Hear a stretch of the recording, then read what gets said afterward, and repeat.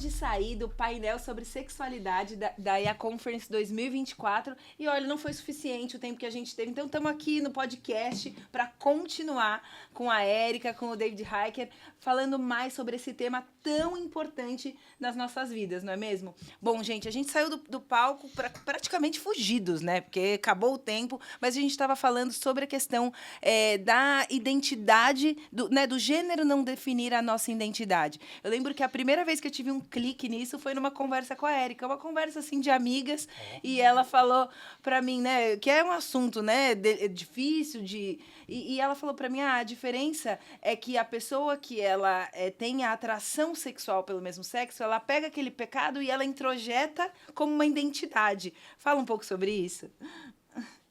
Gente, eu falava isso numa época que ninguém era meio nada. despretensiosa, assim. Mas é isso que eu acredito. O centro da nossa identidade, o que o David falou muito maravilhosamente bem, e até falando para quem está assistindo agora, se você não assistiu o painel, você consegue encontrar aqui no YouTube da IA Church, procura aí painel sobre sexualidade, conferência, IA Conference 2024. E a sexualidade não é o centro da identidade, é uma das áreas da nossa vida, né? E quando você está em Cristo, essa relação com Cristo que se torna o centro da sua identidade, e tudo orbita em volta disso. E tudo é transformado constantemente por essa relação com Jesus. A sexualidade é uma parte maravilhosa da nossa vida, criada por Deus para que a gente possa glorificá-lo também, né? Que a gente possa se multiplicar, se relacionar com amor, afeto e prazer com o nosso cônjuge, e ela é maravilhosa sim. E apesar de ser algo da natureza humana, né, que tem contato com o pecado, né, a natureza humana é onde habita todos os nossos desejos pecaminosos. A gente sabe que Cristo quer tocar essa área também, independente se sua atração é homossexual ou heterossexual ou tantas outras que dizem hoje, Cristo precisa ser Senhor daquele lugar também. E não é esse afeto que vai determinar se a gente está agradando a Deus ou não, mas é o nosso coração centralizado em buscá-lo, entregar o senhorio, né? Naquela área também. Se Cristo é Senhor da sua vida, é Senhor de tudo. E aí ele vai nos ajudar nas nossas atrações. Então, o que eu sempre falei, eu estava falando até para o David, que desde criança eu era a defensora dos... Aqui vou fazer a aspa, dos homossexuais LGBT. Que todo mundo falava, né? É o gay da igreja. Eu sempre fui a grande defensora. Eu falava, que importa se a atração dele é homossexual ou se é heterossexual? E o tanto de jovem que também está fazendo escolhas erradas na sexualidade dele. Quantos casais estão fazendo escolhas erradas? E quantos homens héteros não olham a mulher do lado?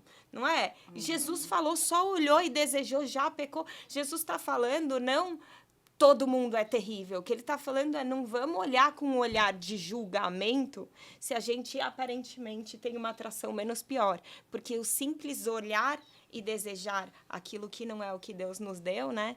Que não é o sexo santificado, já é pecado. Então, a gente tem que ter humildade na sexualidade, né? Talvez não seria a atração menos pior, seria no sentido de uma atração mais da maioria, né? A maioria das pessoas tem atração pelo sexo oposto. Então, estatisticamente, a maioria das pessoas são heterossexuais nas suas atrações. Então, como isso é a maioria, é sempre difícil lidar com a minoria.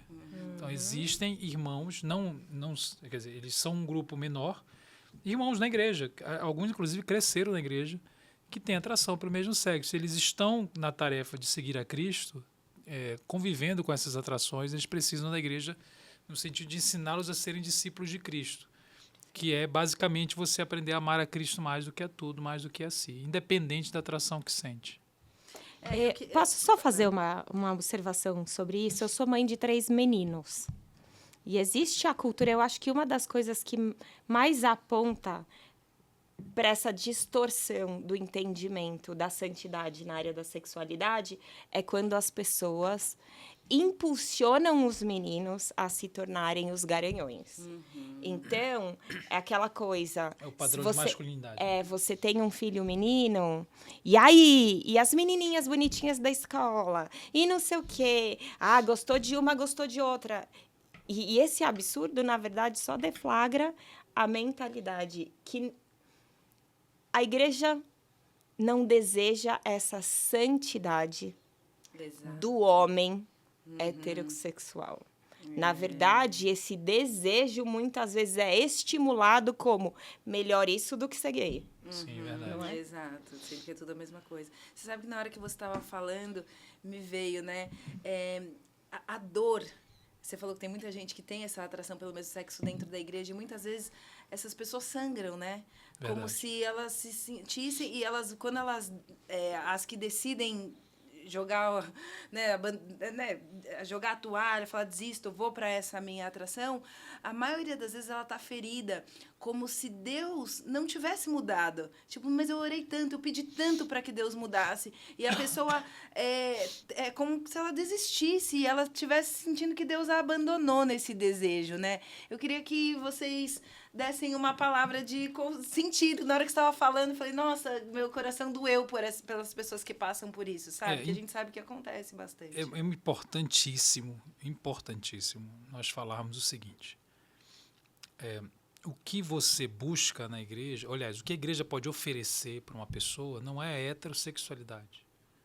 Se você ler a Bíblia inteira, não tem nenhuma passagem na Bíblia que te dá o passo a passo para você ter atração heterossexual. Deus criou o sexo para unir um homem e uma mulher no casamento. Eu não estou discutindo isso. Eu não tenho a menor sombra de dúvida disso. Eu não tenho crise com relação a isso. Eu sei que tem gente que tem. Então, para mim, está muito claro qual é a vontade de Deus, tal, e o que é pecado, que a prática da homossexualidade é pecado. O que eu estou dizendo é que, uma vez que você chega à igreja na expectativa de que se fizer determinadas coisas que são consideradas por nós espirituais, ler a Bíblia, orar, jejuar, ir para a igreja, dar o dízimo, ir para o retiro, não sei qual, seguir o David Heiker, fazer coisas que são boas no intuito de alcançar a heterossexualidade, essa pessoa corre um risco muito forte de se frustrar. Por quê? Porque ela não está buscando a Cristo, ela está buscando Cristo como um meio, um instrumento para chegar na heterossexualidade. Uau. Então, é como se Deus fosse um método de heterossexualização. Então, a linha de partida sou eu com atração X, a linha de chegada sou eu com atração Y. E não existe na Bíblia nenhuma terapia proposta, nenhum passo a passo proposto para que isso aconteça. Eu não sei fazer isso. Aliás, eu não fui enviado por Cristo para fazer isso. A gente tem que se perguntar para que a gente foi enviado. Nós fomos enviados para fazer discípulos. Aí a gente tem que se perguntar, como é que eu sei que alguém é discípulo de Cristo? É quando ele sente atração hétero? O fruto do Espírito é amor, alegria, casamento, paz, heterossexualidade? Não, o fruto do Espírito, Gálatas 5:22, é a maneira como o Espírito vai se manifestar. Ele vai te ensinar a amar. O fruto do Espírito é amor. Por quê? Porque o amor, uma determinada forma de amar é aquilo que caracteriza o discípulo. O discípulo é aquele que, uma vez salvo pela graça, não por mérito nenhum, independente do que sente ou não, está disposto a amar a Cristo mais do que a tudo, mais do que a si, independentemente da atração que tenha. Então, ele faz de Cristo a fonte completa da sua realização e felicidade. Então, se a pessoa chega à igreja e o pastor diz para ela, vamos fazer umas coisas aqui espirituais porque você vai virar hétero, ele está conduzindo a pessoa para o lugar errado. Porque ele não pode, não pode garantir que a pessoa vai ter atração ou que a pessoa vai casar. Aí alguém diz assim, não, mas o fulano eu conheço, ele era gay, era casado, agora ele casou e mudou a atração. Eu não estou dizendo que isso não pode acontecer. Eu estou dizendo que se isto é o foco, não é o evangelho. Porque o evangelho não é Deus como método para você aperfeiçoado, entre aspas. No evangelho, Deus é o foco, é o objetivo. Ele é a linha de chegada. Então, muita gente se frustra porque as pessoas fazem, viram o melhor crente da igreja. Viram o melhor crente da igreja. E aí começa a funcionar. Fala assim, eu não estou mais sentindo. Você sabe que eu não estou mais sentindo? E aí eu oro, e Deus vai me recompensar. É uma correria para chegar lá. No prêmio da soberana vocação de Cristo Jesus, que é a atração hétero. Ou o casamento. A pessoa fala assim, olha, eu comecei a namorar uma mulher, um cara fala, por quê? Para virar hétero. Eu estou lendo a Bíblia toda, por quê? Porque me falaram que se eu ler a Bíblia toda, eu vou virar hétero. Eu jejuo 3 vezes por semana. Por quê? Porque foi o que me disseram. Eu vou chegar lá, Deus vai me libertar. Eu vou ter o que eu quero, é o meu sonho. Então, o sujeito gira em torno da heterossexualidade. E aí o que acontece? Imagina que funcione durante 1 ano. Aí não tem mais atração homossexual. Aí depois de 1 ano, 2 anos, ele já é líder de louvor, ele já é líder dos jovens, já é líder de célula, porque ele é o melhor crente da igreja. Mesmo que a motivação esteja desregulada. Depois, sei lá, 2 anos, ele tem uma atração homossexual de novo. Aí ele pensa assim, tá vendo? Não está funcionando. Você é uma farsa. Ele, não posso pensar isso, não posso pensar isso. Gente, aí ele faz mais coisas, mas chega uma hora que isso cansa. Exato. Nunca muda, né? Mas você sabe qual é o pior? É que enquanto ele está nessa crise, ele está cercado de heterossexuais que têm atrações que podem levar a pecar todo dia. Mas não estão se medindo, não estão se medindo a partir disso. Porque o discípulo não é aquele que não sente. Lucas 14, 25, 26, Jesus falou assim, se você vier a mim e quer ser meu discípulo, você tem que fazer uma coisa, me amar mais que a sua mãe, seu pai, seu irmão, seu filho, seu cônjuge, mais do que a você mesmo. Senão você não pode ser meu discípulo. Então, o que impossibilita ser discípulo é não amar a Cristo mais do que a tudo. Por isso que eu estou dizendo, é para aí que eu tenho que conduzir a pessoa. Para ela ter em Cristo todas as fichas delas depositadas. Eu não sei se você vai casar, eu não sei o que você vai sentir. Pode ser que sinta, pode ser que não, pode ser que case. Mas o que eu posso garantir é que se você tiver Cristo, você tem a vida, você já é livre. Amém. Hoje vai ser chuva de aplausos. Porque, veja, a pessoa liberta não é aquela que não convive com atrações que podem levar a pecar, porque senão ninguém seria liberto. O liberto é aquela cujas atrações não definem mais quem ela é e o que ela faz. Maravilhoso. Porque ela é e ela faz a partir do que crer, a partir da sua relação com Cristo. Aliás, está aprendendo a fazer isso porque a gente não é perfeito. Claro. Né? Então, isso é muito importante. É o que a gente chama de evangelho da heterossexualidade, que tem matado muita gente. Eu amei uma vez que a Érica aconselhou uma menina que vai falar, mas eu tenho atração pelo mesmo sexo, mesmo assim eu sou bem-vinda aqui. E a Érica falou para ela, olha, você pode vir como você tiver. E o que eu te falo é que conforme você se relaciona com Cristo, muita coisa vai mudar, né? E não é sobre sua sexualidade. Talvez isso também mude. A mentalidade, é sobre quem você é. É uma reconstrução. Quando ela fala, eu tenho atração pelo mesmo sexo, ela tem de entender que o que vai torná-la plena, vida abundante, vida com Cristo, vida espiritualmente saudável, não é ter atração pelo sexo oposto. O que vai realmente torná-la uma pessoa livre, plena, é a relação dela com Cristo, independentemente do que ela sente. Então, a gente tirou o poder do que ela sente. Maravilhoso. Ao invés de você dizer assim, quando você mudar o que você sente, aí você será. Eu estou dando poder ao que ela sente. Eu acho que me colocaram nesse lugar para falar de sexualidade na igreja. Não sou uma estudiosa da área, não sou psicóloga nem nada disso, mas há 11 anos atrás eu era líder de jovens e aí um dia eu estava lá ministrando umas meninas, um grupo e tal, e eu senti uma coisa no meu coração e de forma muito despretensiosa eu juntei todo mundo dos jovens, na época tinha uns 200 jovens, e falei, olha, quem aqui tiver atração homossexual, eu vou ter um encontro especial com vocês. Legal. Vou montar um grupo secreto. Na época, há 11 anos atrás, isso difícil, era um grande tabu difícil. na igreja. Sim. E eu falei assim, esse grupo vai ser secreto. Vocês têm minha palavra aqui, eu não vou falar para ninguém quem vai. Você me manda um direct no Facebook, na época eu usava mais o Facebook, e aí eu vou te dizer onde e que horas. E aí todo mundo... Sabe assim, acho que tal... Aí, beleza. Aí eu recebi, na época, acho que umas 11 pessoas me mandaram mensagem. Todas homens. Na época, essa questão de ter atração homossexual para as mulheres era mais ainda... Mais complexa. Complexa. E aí eu marquei na minha casa. Uau! Então eu marcava toda segunda-feira na minha casa. Eu tinha o meu primeiro filho, era bebê. Então, eu tava naquela fase loucura, mas eu recebia. Aí, primeiro dia, expectativas no alto. E eu percebia que eles chegavam assim, eu não tô acreditando, parece que eu tô indo para um, sabe assim, para um esconderijo, para uma seita nova que estão abrindo. Aí, eles chegavam, oi, tudo bem? Do tipo, aí sentava na cadeira. Aí, quem vai chegar? Quem é o próximo? Abria. E agora, quem é Ia Church, né? Como é que é? IMCA.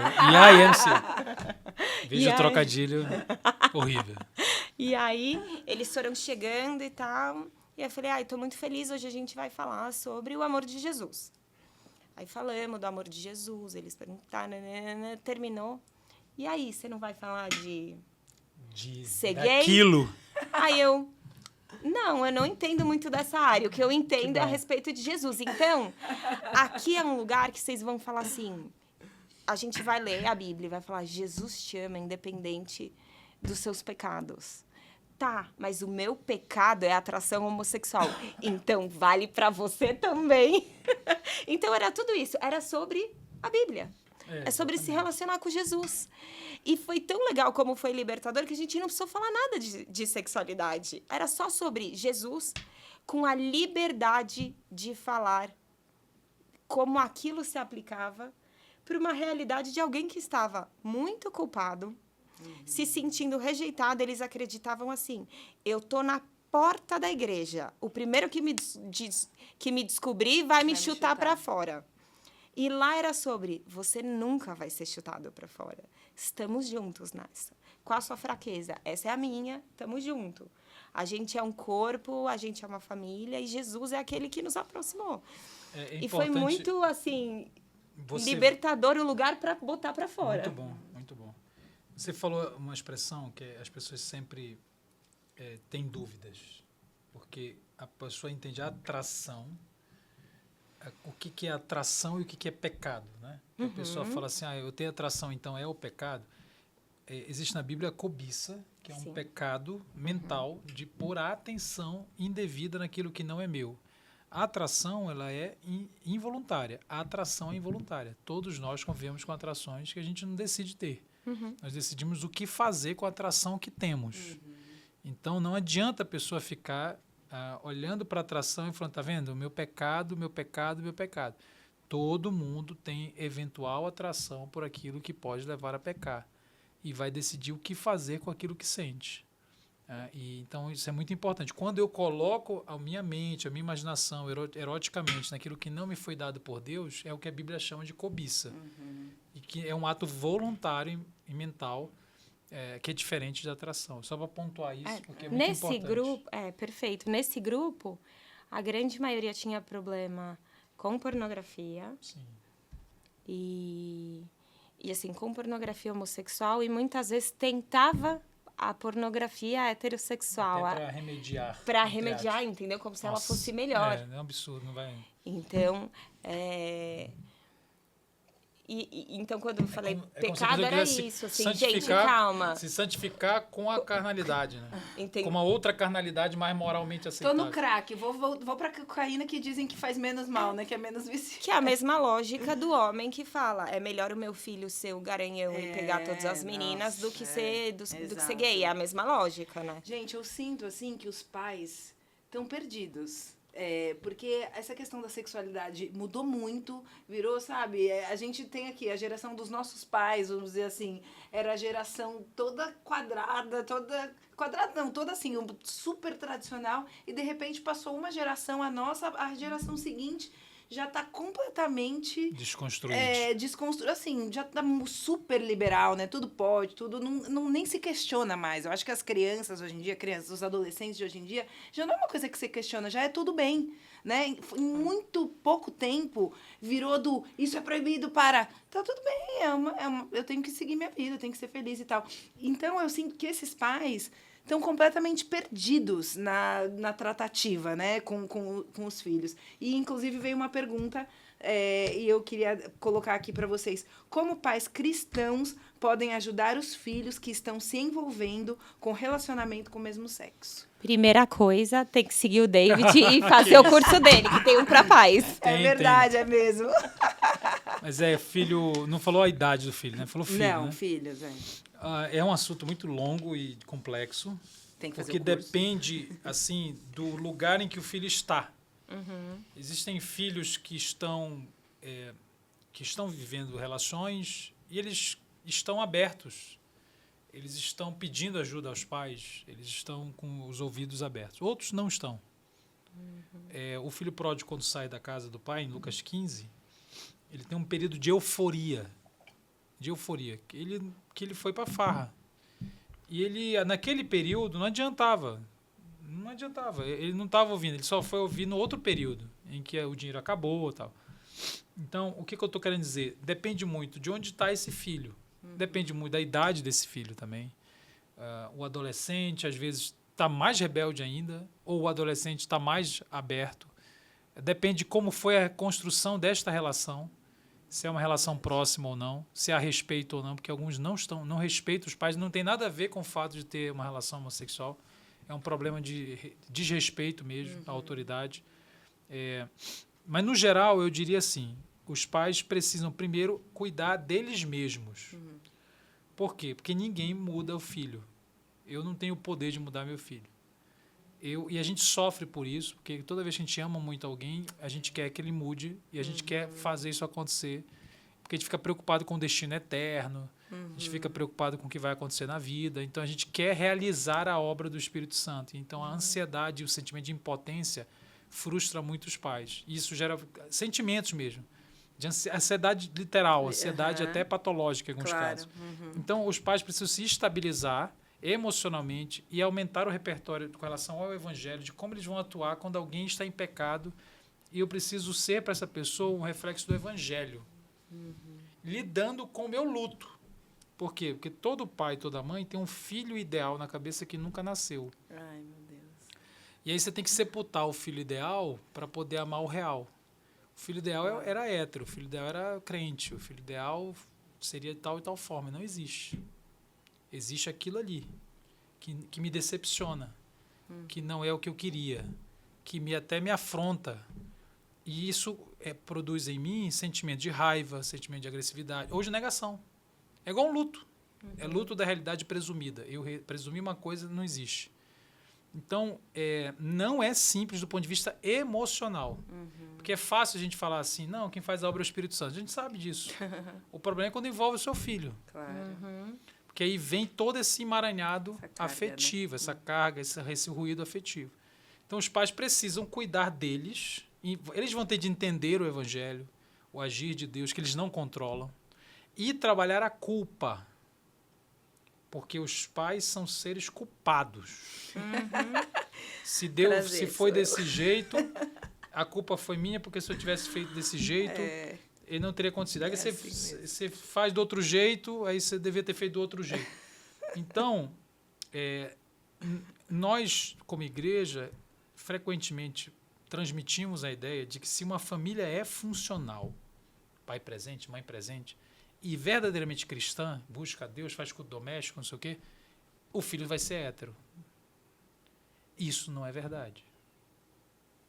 Existem famílias funcionais, famílias que buscaram a Deus, famílias que criaram na igreja, famílias que imperfeitas, mas que eram cristãos como qualquer um de nós, e os filhos têm atração para o mesmo sexo. Porque a sexualidade não é apenas o resultado da formação familiar e de fé. Ela é muito complexa. E imagina, então, essa família tendo de lidar com isto. Eu falhei. Meu Deus, e agora? E, infelizmente, famílias têm filhos heterossexuais, como você falou, ele pode ser o demônio, mas ele é hétero. Então, é como se eu não errei tanto. Aí olha para o outro e fala assim, se ele tivesse sabido criar, não estava vivendo isso. A gente mesmo coloca a culpa nos pais, que já estão esmigalhados. Então, eles precisam de acolhimento nas suas seus conflitos, e precisam de conhecimento sobre homossexualidade, sobre atração, sobre o papel deles, que não é de mudança, é de testemunho do Evangelho. Eu diria que essas duas palavras, acolhimento para essas famílias que estão sofrendo, menos fofoca, né, menos olhar de cima, e conhecimento, para eles poderem se inteirar melhor do que eles estão lidando. Que a maior questão da vida do filho não é sexual, é a relação dele com Cristo. Porque não adianta mudar a sexualidade se não mudar a relação com Cristo. Perfeito. É o que eu diria. Não, achei muito bom essa coisa que você falou também sobre entender o tempo, né? Tipo, a pessoa tem que entender que tem momentos que vai ser só oração, que o que não você falar não vai adiantar, né? Como é importante ter essa consciência. Uma coisa que eu percebo em algumas famílias que já chegaram até nós com esse sofrimento é que muitas vezes um estilo de cristianismo superficial atende a vida do cristão como se viver superficialmente a vida com Deus é suficiente. Então, ele está lá no cotidiano dele, vem na igreja no domingo, mas não é uma pessoa que bebe da fonte, não estuda a Bíblia, não tem aquele momento de buscar a Deus verdadeiramente em oração, né? E aí, assim, aquilo está tudo bem. Até que acontece algo profundo, como a descoberta de um filho, ou tem a tratação, o filho sai do armário, e aí a casa cai. O que é que vem à tona? Vem à tona aquele evangelho que não é centralizado na família, né? Uma família que não vive com fé, né? E não só sem fé você desagrada a Deus, como você não está fundamentado na rocha. Né? Então, o que eu vejo muito... A gente sabe que tem muita gente na igreja que vem, porque é domingueiro. Né? E as pessoas têm que entender que o relacionamento com Cristo é algo profundo. Você precisa realmente, o David falou, precisa passar por um entendimento mais profundo do que o Evangelho faz. O Evangelho da graça faz na vida do ser humano, que vai além de seguir aquelas regras e estar dentro de um padrão aceitável pela sociedade, pela moral cristã. Não é sobre isso, né? É um Evangelho que te resgatou. E aí o que a gente vê, muitas famílias vivendo essa superficialidade com Deus, e aí sucumbem, porque não tem nem a fé como arma de guerra, né? De guerra, né? À disposição. Porque não só nessa área. A gente sabe que quando a gente está nos momentos mais intensos, desesperadores, que a gente não tem controle sobre a situação que a gente está vivendo, pela fé, nós colocamos as nossas angústias, o nosso desespero aos pés da cruz. E não são tantos cristãos que vivem esse estilo de vida, né? Então, eu acredito que é muito importante a igreja apresentar o evangelho que vai para além de vir na igreja no domingo só, né? Então, ele falou muito da parte emocional fortalecida. E a espiritual tem que estar fortalecida também, né? Tem que ter esse conjunto, né? Não só pais, temos aqui nas perguntas outras pessoas também querendo ajudar aqueles que têm atração pelo mesmo sexo. Vou aglutinar duas perguntas: como evangelizar uma pessoa homossexual? E a segunda, o que falar para um casal de amigas que era cristã e hoje assumiram um relacionamento e dizem que Deus é amor? Como evangelizar, vou dizer duas coisas rápido, tá? Primeiro, não sexualize o evangelismo. Evangelismo não é sobre sexualidade. O evangelismo, se for passar por este assunto, vai atrapalhar. A pessoa precisa ser apresentada ao evangelho, a Cristo. Ela precisa ser convidada para a célula, para a igreja, do mesmo jeito que qualquer outra pessoa. E aí vem a segunda coisa que eu vou dizer. Não tente discipular quem não nasceu de novo. Então, não adianta. O seu papel não é moralizar a pessoa. Não é mudar a roupa do cadáver. Tô falando, gente, chuvas de palmas hoje. Toda palma aqui. A Paty está falando isso porque ele falou que ele é presbiteriano, não está acostumado aos aplausos. A gente eu vivo andando por aí. E eu nem sempre fui presbiteriano, eu sou presbiteriano agora, há pouquíssimo tempo, então estou acostumado. Então assim, o discipulado é depois do evangelismo. É só isso, você tem que entender. Muito bom isso, é verdade. Só que a gente pensa muito em sexo. Não é? Então a gente vê um travesti... E dos outros ainda, né? É que assim, a gente vê uma pessoa padrão, heterossexual, e a gente não pensa em sexo. A pessoa pode estar presa em 300 pecados sexuais. Então, tem Jesus a cruz e tal. A gente olha um travesti, a gente só pensa em sexo, a gente reduz o travesti à sexualidade. E fala assim, preciso resolver o travestismo, meu Deus, como é que a gente vai para deixar... Cara, não é esta a pergunta. Essa pergunta pode vir depois. Então, chega um casal gay, é a mesma coisa, fica todo mundo preocupado. E agora? Como é que a gente vai resolver? A gente quer resolver a sexualidade. Não adianta. É o mesmo evangelho, é a mesma coisa, é a mesma pregação. A pregação, o tratamento da igreja não varia de acordo com a sexualidade do sujeito. Claro que eu não estou falando aqui de criminosos sexuais, né? Porque, claro, tem um criminoso sexual, a gente vai agir diferente. Coisa. Porque o que eu estou falando é assim, a atração bi, homo, hétero, não altera se vai ser bem recebido ou não. Se o pastor não prega de acordo com a plateia, qual a sexualidade que está presente. Ele prega o evangelho. Entende? Porque a maior questão da vida da pessoa não é a sua sexualidade. E aí veio a outra pergunta que é... Que é um casal de amigas que era cristã e hoje assumiram um relacionamento e dizem que Deus é amor. Então, é por isso que é pecado. Porque Deus é amor. Por quê? Porque tudo o que nós estamos... Todo mundo que... todos nós que aceitamos...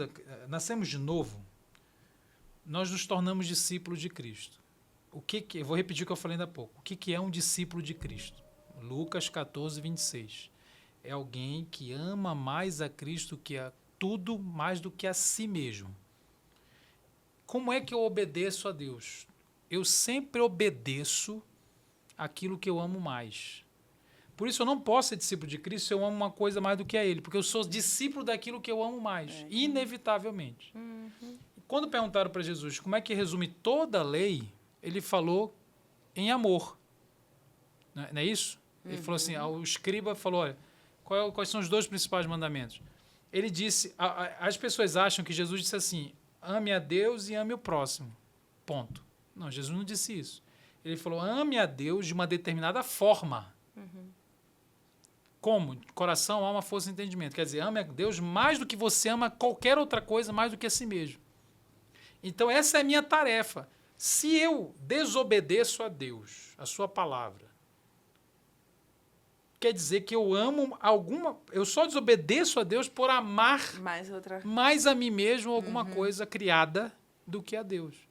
Por isso que quando eu peco por causa do amor. Porque eu não sei amar a Deus se depender só do meu coração. Se eu me entregar ao meu coração, eu não amarei a Deus desse jeito. Eu amarei a Deus do meu jeito. Eu vou colocar rivais. Eu vou viver em função, obedecendo a coisas que eu amaria mais do que a Deus. Vou estar adulterando o tempo todo, né? Então, vamos lá, adultério é um bom exemplo. Se eu sou casado há 17 anos, se eu encontrar uma outra mulher heterossexual e disser, eu amo essa mulher, aí eu abandono a minha esposa para ficar com ela. Aí a pessoa diz assim, não, mas isso não é amor, isso é paixão. Não, isso é amor. O conceito bíblico é amor. Porque amor para a Bíblia é tudo aquilo que faz você obediente. Você obedece aquilo que você ama mais. Se eu obedeci aquilo, se eu considerei aquela mulher tão importante a ponto de desobedecer a Deus, é porque eu a amei. Eu amei mais do que a Deus. Então, todo pecado... Olha que descoberta. Todo pecado, já que Jesus disse que toda a lei se resume a amar de uma determinada forma, todo pecado acontece por causa do amor. Eu costumo dizer o seguinte, o amor é o meu problema. É justamente o meu problema. Tudo o que eu estou aprendendo a fazer é amar a Cristo de uma determinada forma. Ora, se tem uma forma certa de amar a Deus, como Jesus disse, de todo o coração, alma, força e entendimento, que eu seja mais do que a tudo, mais do que a mim, tem uma forma errada de amar a Deus. Então, se ela fala assim, eu estou fazendo isso aqui e eu amo isso aqui, como é que Deus é contra? Ora, meu Deus, mas você está desobedecendo a Deus exatamente porque você ama. É exatamente, o amor não atenua o comportamento de pecado. O amor é a causa do pecado. É a última causa. Por considerar você mais do que a Cristo, você está vivendo essa vida. Porque você confia que se tiver o que quer, do jeito que quer, da maneira que quer, você será uma pessoa plena, feliz e maravilhosa. E que Jesus vai atrapalhar a sua felicidade. Ou seja, você confia mais no seu projeto de felicidade do que em Cristo. Então, quando a Bíblia diz Deus é amor, a palavra mais importante não é amor nessa frase, a palavra mais importante é Deus. Porque Deus define como eu devo amar. Não é a minha experiência afetiva, que eu chamo de amor, que define a natureza de Deus. Então, uau, o amor, perfeito. realmente ela ama essa pessoa. E este é o problema. Não sei se eu estou sendo claro. Sim, super perfeito. claro. Por causa do amor, porque você ama tanto o seu projeto de felicidade, a sua vida independente de Deus, que você está obedecendo a você mesmo. A pessoa tirou o lugar do primeiro lugar de Deus, É idolatria. né? Tipo, foi... Ela rebaixou. Então vamos lá. Primeiro princípio, nós obedecemos aquilo que amamos. Se eu estou desobedecendo a Deus, existe alguma coisa que rivaliza com Deus. Geralmente sou eu mesmo. É o ídolo mais cafona. Mais brega. É isso mesmo. E veja, ou seja, o amor, eu estou tentando dizer, é o meu conflito. É porque ensinaram uma visão de amor que é assim, a Bíblia manda amar, só manda amar, manda amar. Jesus só mandou amar. Como se fosse entregar flores. A Bíblia não mandou amar porque você é capaz de fazer isto. Repito, se eu me entregar ao meu coração, eu não vou encontrar a Deus. Eu vou amar errado. Eu vou amar idolatricamente, eu vou amar cobiçosamente. Eu não vou amar do jeito que é para amar. Porque não me é natural isso. Eu preciso aprender a amar a Cristo mais do que a mim todo dia. Então, em primeiro lugar, você tem que constatar, eu amo a minha namorada mais do que a Cristo. Você está certa. E isso governa a sua vida. E você vai ter que escolher para quem você vai viver. A quem você se devotará. Aquilo que você amar mais governará a sua vida. Você é discípulo daquilo que ama mais. Você segue aquilo que você ama mais.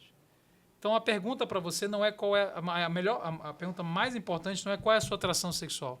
A pergunta mais importante é você vive para quem? Você ama quem mais do que a Cristo? Quem você ama mais? Em quem você confia mais? Se a resposta for este é o seu maior problema. Antes de sair desse tema da sexualidade, que tem outras perguntas aqui, eu vi que o seu ministério começou sem querer com travestis, né? Isso não era o plano original. Exatamente. E começou sem querer com travestis, numa época em que era uma coisa diferente. Hoje em dia é quase impossível uma pessoa viver sem conviver com pessoas que têm atração pelo mesmo sexo. E hoje o cristão ele está assim, pisando em ovos, porque por um lado ele quer ser amoroso e receptivo, afinal de contas, Deus é amor, né? Agora não postei, afinal de contas, a gente tem que expressar esse amor de Deus com todos, e por outro lado, ele não pode abrir mão dos princípios, né? Então, que conselho vocês dão para esse crente que está aí vivendo no mundo, em empresas que estão estipulando normas, né, cada vez mais fortes, cada vez você pode falar menos a respeito de qualquer questão de sexualidade, que tudo soa como preconceito. Como que o cristão vive nesse tempo? Como que ele consegue amar e, ao mesmo tempo, não ir para a linha do pode tudo? Olha, nós precisamos refletir a graça e a verdade de Deus, do Evangelho. É um grande desafio, porque é uma tensão, é um problema. E quando você se torna legalista, soberbo, moralista, você foge desse problema. Porque você manda todo mundo para o quinto dos infernos logo de uma vez. Não, é literalmente isso. Então você não tem de lidar com o conflito. Você fala, não quero saber, vai para lá, é tudo endemoniado, tudo filho do diabo. E pronto, vamos para o inferno. Você se livra da questão. E as igrejas ditas afirmativas ou inclusivas, que são covardes também, por quê? Porque elas também se livram da questão. Elas dizem assim, quer saber? Faz o que você quiser. Seja feliz. O importante é amar, que é um conceito, um conceito genérico de amor, que não é bíblico. Porque, como eu já expliquei, né, o problema não é amar a Deus, o problema é amar do jeito que ele pediu, que ele mandou. Que não é natural o coração caído. E, então, os dois lados, eles evitam o conflito, a tensão. Quem se entende o evangelho e que se coloca como testemunha de um evangelho que ele não inventou, porque nós não criamos o evangelho, a gente não pode alterá-lo, a gente não pode torná-lo mais suave ou mais grave. Nós precisamos testemunhar dele. Essa pessoa entra numa tensão. Eu sempre comparo assim, é como se fossem duas pessoas que não podem deixar de se relacionar. Elas têm de se relacionar. Então, imagina, duas pessoas que necessariamente têm de se relacionar. Só que uma exige da outra uma coisa que esta aqui não pode entregar. Assim é o mundo e a igreja. O mundo exige da igreja não apenas a convivência respeitosa. O mundo exige da igreja a aprovação. Guarde bem essa palavra. A aprovação moral e teológica de todas as práticas sexuais populares. A igreja não pode entregar isto. Só que ela não pode se relacionar com o mundo, porque a missão da igreja é intramundo, é dentro do mundo. Portanto, há uma tensão. Se a igreja entrega o que o mundo pede, ela se desconfigura. Ela se torna não bíblica. Ela se torna uma não igreja. Portanto, o que eu estou concluindo? Acostume-se com a tensão. É a coisa mais corajosa, é a mais difícil, é a mais corajosa e é a única que... Mais parecida com Jesus. Que você vai ter que viver. Você vai precisar se entender que a graça não tem nada a ver com mérito. Deus não salva pessoas porque são héteros, Deus não salva pessoas porque são másculas ou femininas, né, padronizadas. Deus não faz nada por causa do currículo moral de ninguém.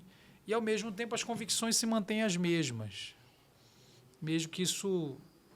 fira as sensibilidades contemporâneas. Refletir como é que eu chamaria? Esse binarismo entre graça e verdade. Em João 1,14 diz que o Verbo se fez carne e habitou entre nós.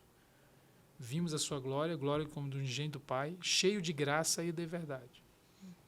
Era o que Jesus era cheio, tanto de graça quanto da verdade. E uma hora ele apanhava por causa disso, por causa da verdade. Outra hora ele era incompreendido por quem era orgulhoso de si, né, como os fariseus. E esse é o nosso caminho. Tá? E Jesus não habitou em uma geração boa. Jesus disse que a sua geração era pior que Sodoma. Ele falou literalmente isso. Ele falou que se ele tivesse feito os milagres que fez em Cafarnaum, Betsaida, aquela região, lá em Sodoma, eles teriam se arrependido, estariam existindo até hoje. Ele disse que a sua geração era pior que a de Sodoma, que a gente já olha para Sodoma e fala, Sodoma. Então, não era uma geração boa, não era uma geração moral, era uma geração adúltera e corrupta.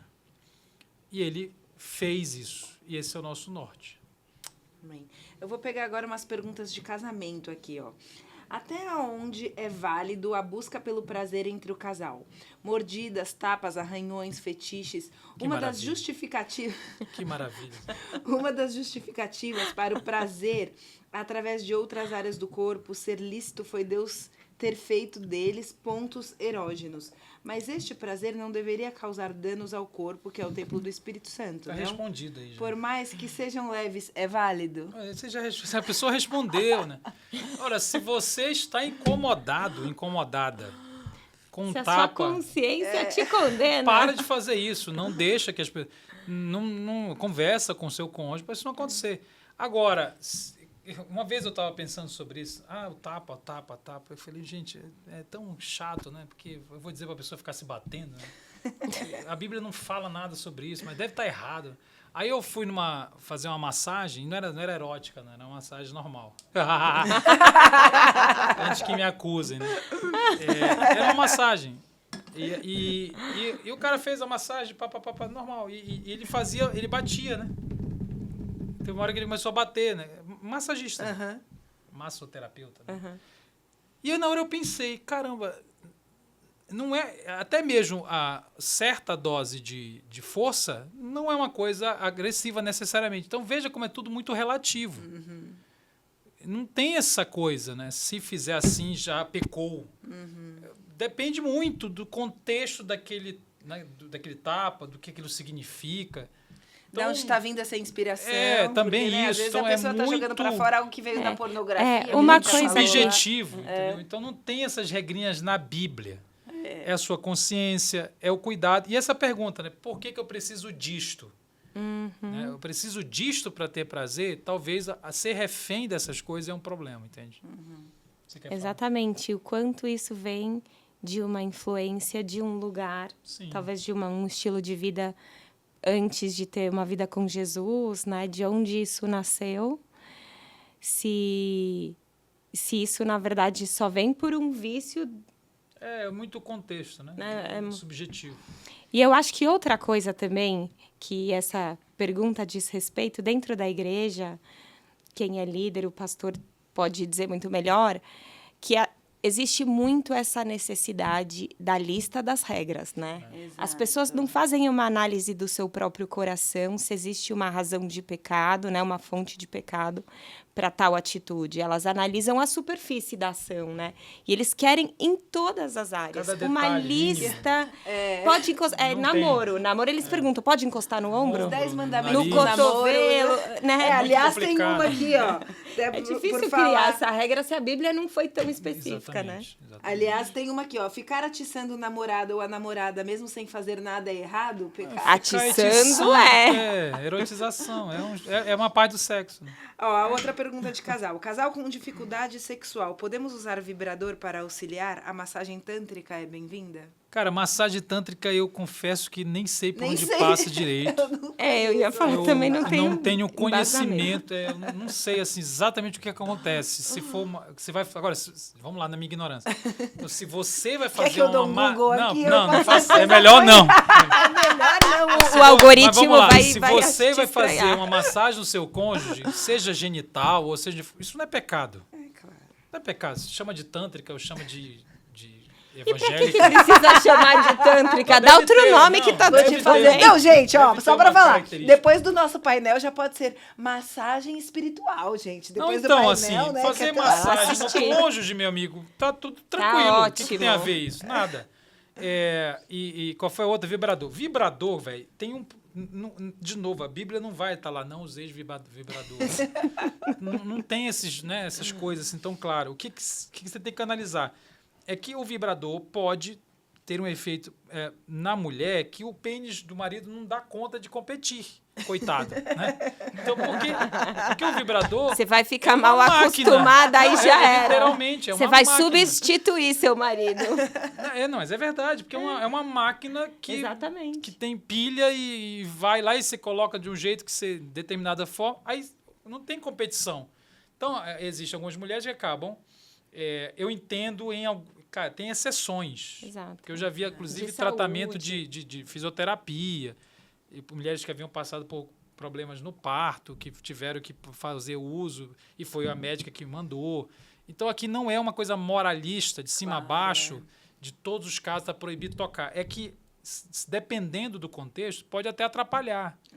Então, o vibrador não vai salvar o seu casamento. Não vai salvar a sua vida sexual. Se a vida sexual está muito ruim, trate os problemas. Então, talvez você está numa solução muito, muito superficial. A gente tá tão ruim, tá tão... imediatista, tá tão desconfortável, tá tão chato, tá tão ruim. Querendo negócio. apimentar, Já sei, né? vou comprar um vibrador. Não, você precisa comunicar melhor. Você precisa, talvez, até de ajuda de profissionais. É melhor você conversar com um sexólogo, com uma sexóloga cristã. Eu conheço, inclusive, vários, para entender melhor o que está acontecendo. Do que e aí a própria sexóloga pode indicar e dizer quando parar. Pode ser ou não. Pode ser ou não. E sempre lembrando desse risco, né, de se acostumar com um estímulo que não dá para ser reproduzido pelo pênis do marido. Então, pensa melhor. O que está acontecendo? É falta de desejo? Tem tratamento. É que as pessoas às vezes não sabem, né? Falta de desejo. Pode ser uma questão hormonal. Tem a questão hormonal, embora seja a minoria. Então, as estatísticas dizem assim, existem fatores biológicos? Sim. Gravidez, hormônio. Mas não é a maioria. A maioria é fator da relação social, seria a relação em si está desconectada, fora da cama. E fatores de crenças, né? Como é que a pessoa vê o sexo, que afeta a performance. Isso, né? Então, são coisas tratáveis. Dor na relação. Tem mulheres que têm dor na penetração. Ela vai usar o vibrador porque é clitoriano, não precisa penetrar. Você está entendendo? Porque são soluções que não tratam o vaginismo, por exemplo, que pode ter. Eu estou dando um exemplo, pode ser um milhão de coisas. O marido tem disfunção erétil ou ejaculação precoce. Eu vou comprar o vibrador porque resolve. Então, mas você não está resolvendo o problema. Porque isso tem tratamento. É muito mais difícil. Não basta encomendar um produto no sex shop e resolveu. Não resolve. É tratar toda a relação. É o caminho melhor. Ótimo. Tem uma pergunta aqui legal que a gente não costuma ver muito. Quais os protocolos sexuais para as viúvas? Eu quis trazer porque você nunca veio falar de viúva, mas né? Inclusive, meu horário já tem de ir. Então, essa vai ser a última. Tá, então a última. Quais os protocolos sexuais para os viúvos e as viúvas e separados que estão em um segundo relacionamento, mas ainda não são casados? A mesma que estão no segundo relacionamento, mas não são casados? Não estão no segundo relacionamento. Não se casaram. São namorados. São viúvos e agora estão num novo relacionamento. Mas casaram. Não, ainda não estão. É igual de sempre. Solteiro. Não tem esse solteiro. Não tem esse terceiro estágio intermediário. Isso não existe. Ou você está casado, no bonde do solteiro. Ou você está solteiro. Não trate namorado como se fosse cônjuge. Exatamente. É isso que eu tenho para te dizer. Bom, é isso. Muito obrigado. David, eu queria só que você encerrasse dando um... A gente falou sobre pornografia, né? Quem não assistiu o painel, no painel falamos também sobre pornografia, sobre sexo no casamento. E em tudo isso, né? Sobre a questão do gênero, em tudo isso, a pessoa que viveu uma dessas experiências, muitas vezes, mesmo que elas vençam, fica, às vezes, a culpa. E eu queria que você encerrasse isso deixando uma mensagem para as pessoas que algum dia enfrentaram esses problemas e, apesar até de já terem vencido, ou não venceram, mas estão com culpa. Eu diria que a Bíblia não manda você se perdoar. Isso que a gente inventou. A Bíblia diz sobre o perdão de Deus e o perdão ao próximo, ou do próximo. Não existe na Bíblia o conceito de eu vou me perdoar. O que acontece? Se eu continuo me culpando por uma coisa que Deus já me perdoou, é incredulidade, não é falta de auto-perdão. Por que incredulidade? Porque eu não acredito que Deus me perdoou. Eu não acredito. Eu quero merecer, eu quero compensar, eu quero sofrer um pouco mais para, compensar o que eu fiz. Eu não acredito. Eu estou dizendo que Deus é mentiroso, porque Deus disse que se confessarmos os pecados, 1 João 1,9, se confessarmos os pecados, Ele é fiel e justo para nos perdoar dos pecados e purificar de toda injustiça. Quando eu fico insistindo, uma vez que eu confessei e abandonei o pecado, que eu sou culpado, eu estou afrontando a Deus. Eu estou dizendo, Deus mentiu. Eu não aceito que Ele me perdoou. Eu não creio que Ele me perdoou. Então eu vivo uma vida como se não perdoado fosse. Aí a psicologia, embora bem intencionada, então se perdoe. A Bíblia não diz se perdoe. A Bíblia diz assim, mas você não acredita por quê? Você está desconfiando de quê? Do caráter de Deus? Deus te perdoou. Acabou. Isso é um fato. Você precisa crer nisto. E viver a sua vida a partir dessa realidade. E você não vai merecer. Não merece. Você merecia era o inferno. E não há nada que você faça que vai compensar. É tudo graça. Verdade. Ninguém presta. Aliás, essa é a minha frase. Eu quero fazer uma caneca, né? Ninguém presta, é tudo graça. Adorei, já compro essa. Muito obrigada, Érica. Muito obrigada, David. Foi um prazer bater esse papo com vocês. Deus abençoe, gente.